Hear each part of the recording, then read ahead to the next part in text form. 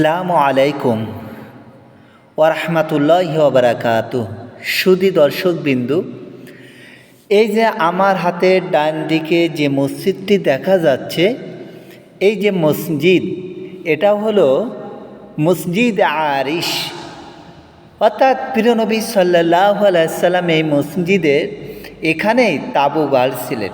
সেটা হলো আমাদের এই ডান হাতে। আর সামনে যেটা দেখা যাচ্ছে এটা আছে বদরের ময়দান। তা প্রিয় নবী সাল্লাল্লাহু আলাইহি সাল্লাম এই যে মসজিদ, এই মসজিদের এখানেই তাঁবু গাড়ছিলেন বদরের যুদ্ধের সময়।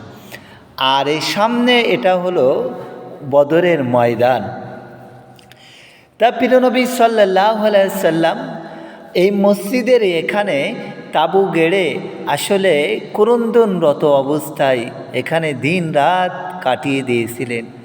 অর্থাৎ ইসলামের প্রথম যুদ্ধ সেই বদরের যুদ্ধ, সত্য মিথ্যার পার্থক্য যে যুদ্ধ, অর্থাৎ হয় ইসলাম থাকবে না হলে ইসলাম ডুবে যাবে, সেই যুদ্ধ এটি। তা আমার প্রিয় নবী সাল্লাল্লাহু আলাইহি সাল্লাম এই মসজিদে, চলুন আমরা আস্তে আস্তে মসজিদের ভিতরের দিকে যাচ্ছি। এটা হলো মসজিদে আরিশ অথবা বদরের প্রান্তরের মসজিদ।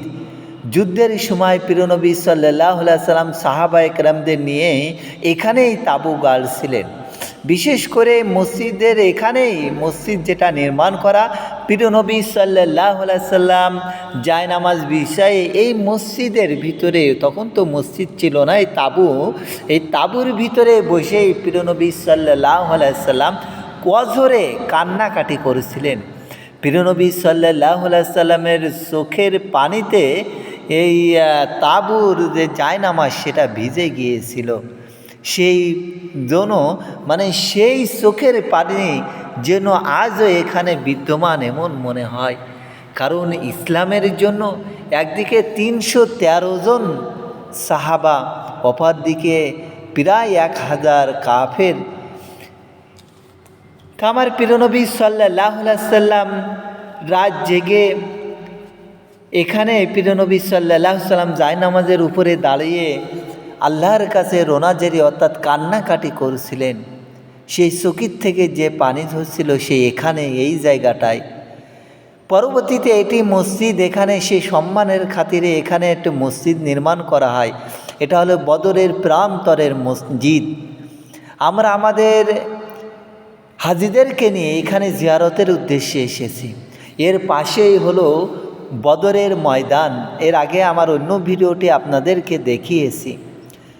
তা আপনারা আসলে, মদিনায় আসলে এই বদরের মসজিদ জিয়ারা করে যাবেন, যেখানে আমার প্রিয় নবী সাল্লাল্লাহু আলাইহি সাল্লামের চোখের পানি অঝরে কাঁদছিলেন আল্লাহর কাছে। আল্লাহ দোয়া কবুল করে নিয়েছিলেন, ফেরেশতা নাজিল করেছিলেন যে যুদ্ধে, সেই যুদ্ধই হলো এই বদরের যুদ্ধ।